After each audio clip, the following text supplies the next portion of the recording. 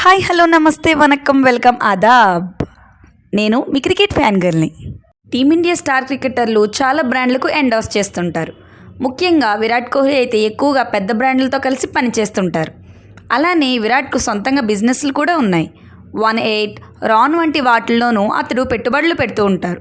అయితే రాన్ కంపెనీ 2024 మార్చితో ముగిసిన ఆర్థిక సంవత్సరంలో 29% ఆదాయం కోల్పోయినట్లు తెలిసింది. ప్రపంచంలోనే పాపులర్ క్రికెటర్, భారతదేశపు అత్యంత ప్రజాదరణ పొందిన బ్రాండ్ అంబాసిడర్లో ఒకడైన కోహ్లీ ఎండోర్స్ చేసిన ఈ ఫలితాలు రావడం ఆశ్చర్యం కలిగిస్తుంది. విరాట్కు భారీ క్రేజ్ ఉన్నప్పటికీ ఈ బ్రాండ్ విక్రయాలను తగ్గుముఖం పట్టడంలో సవాళ్లు ఎదుర్కొంటుంది. అసలు ఈ రాన్ బ్రాండ్ టార్గెట్ ఆడియన్స్ ఎవరు? మెన్స్ ఫ్యాషన్ను ఇది డిజైన్ చేస్తుంటుంది. ఇండియాలోని నగర పట్టణ యువకులను లక్ష్యంగా చేసుకుని తమ ప్రొడక్ట్స్ మార్కెట్లోకి విడుదల చేస్తుంటుంది రాన్ బ్రాండ్. అయితే ఫ్యాషన్ వేగంగా మారుతుంది. అందుకు తగ్గట్లుగా ఈ కంపెనీ దాని ప్రొడక్ట్లను డిజైన్ చేసి మార్కెటింగ్ చేసుకోలేకపోయిందని ఇంగ్లీష్ మీడియాల్లో కథనాలు వచ్చాయి.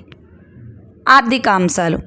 కరోనా తర్వాత చాలామంది వ్యక్తులు రాన్ వంటి లగ్జరీ లేదా ప్రీమియం బ్రాండ్లపై తక్కువ ఖర్చు చేస్తున్నారు. ఇది కూడా బ్రాండ్ అమ్మకాలను దెబ్బతీసి ఉండొచ్చని అంటున్నారు. డిజిటల్ మార్కెటింగ్ సమస్యలు. ప్రస్తుత ప్రపంచంలో బలమైన ఆన్లైన్, స్మార్ట్ డిజిటల్ మార్కెటింగ్ కీలకం. రాన్ కోహ్లీ ఆన్లైన్ పాపులారిటీని పూర్తిగా సద్వినియోగం చేసుకోవడంలో లేదా ఈ-కామర్స్ ట్రెండ్ను అందిపుచ్చుకోవడంలో విఫలమై ఉండవచ్చని తెలుస్తుంది. ఆదాయం తగ్గడానికి ఇది కూడా మరొక కారణమని అంటున్నారు. ఇలా చేస్తే బెటర్. అయితే ప్రపంచవ్యాప్తంగా కోహ్లీ బ్రాండ్ ఇమేజ్ను గట్టిగా వాడుకుని సరైన నిర్ణయాలు తీసుకుంటే బ్రాండ్ తిరిగి పుంజుకుంటుందని అంటున్నారు. ప్రస్తుత ఫ్యాషన్ ట్రెండ్లకు తగినట్లు రాన్ దాని ప్రొడక్టులను, మార్కెట్ను మార్చాలని సూచిస్తున్నారు. అలానే భారతదేశంలోని వివిధ వర్గాలను లక్ష్యంగా చేసుకుని ప్రొడక్ట్లు డిజైన్ చేయాలని చెబుతున్నారు.